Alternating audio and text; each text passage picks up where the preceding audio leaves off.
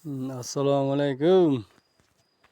Hurmatli mirishkor dehqonlar hamda limon ishqibozlari. Bu yilgi mandarinlarimiz ham gullayapti.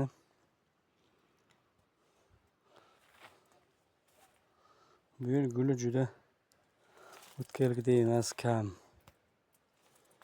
Limon juda kamda guli. Bori endi gullayaptimi yo'q? O'zi bu yil gullamaydimi qo'y yozda? Tushunmayman. Kam nimasi gullari. Mana apelsin. O'tgan yil bitta ham hosil so'rayapti. Bu yil o'sishi ham yaxshi, surishi ham yaxshi, guli ham yaxshi. Mana mandarin. Mandarin ham o'tgan yil mana bir 5-10 kiloda soluvdi. Mana limon. O'tgan yil biron dona so'rayapti bu. Bir yil lekin o'rtaga yaxshigina sog'ib urdi.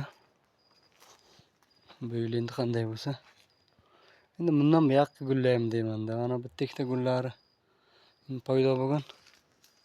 2 kun oldin qaraganda mana shu gullar yo'q edi. Bunday gullayapti ekan-da bu ham. Mana jasadi mayda bo'lganmi o'tgan yili. Normal hosil bo'ldi. Apelsin, mandarin, limon hammasidan bor. Bu yerda kam. Mana bu ham endi gullayapti, o'sayapti.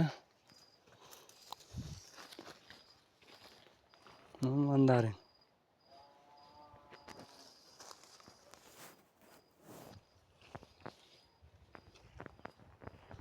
Shu porini tagiga xohlagancha berish kerak ekan. Mana limon. Bu ham gullashi yaxshi. E'tibor bermadim 2-3 kunda. Ichida yaxshigina gul ko'rsatibdi bu ham. Shu yil yaxshi sog'ib urdi ana bu yangi atruskalarni. Endi hafta 10 kunda qiyg'os gullayotganda, bu yil gullashi kechikib ketdi nimagadir. Yo'q, qishda uni quruq sovuq bo'lishini evaziga, yo boshqa narsani evaziga. Bundan ko'p emas guli. Lekin bir 2-3 kun ichiga qaraganda guli sal ko'paydi. Umuman gul ko'rganim yo'qdim shunda. Nima bo'lsa endi bu yil hosil bersin yaxshigina. Ana shu mana bu mandarin 3 yil umuman o'smadi. 3 yil. Shu bir qarish bo'lib turaverdi. O'tgan yili sentyabrdan buyon shuncha jasad oldi. Shu qishga to'xtagan o'sib ketdi.